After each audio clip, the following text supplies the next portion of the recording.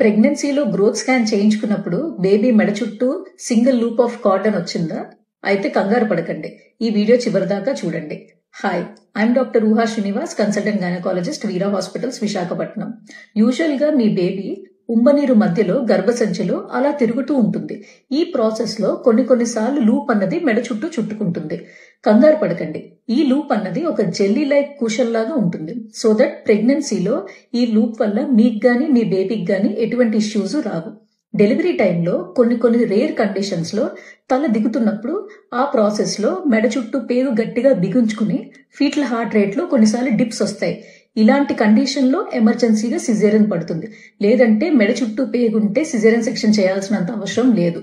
Very rare cases లో caesarean section అనేది పడుతుంది. లేదా నార్మల్ డెలివరీ హ్యాపీగా ట్రై చేయొచ్చు.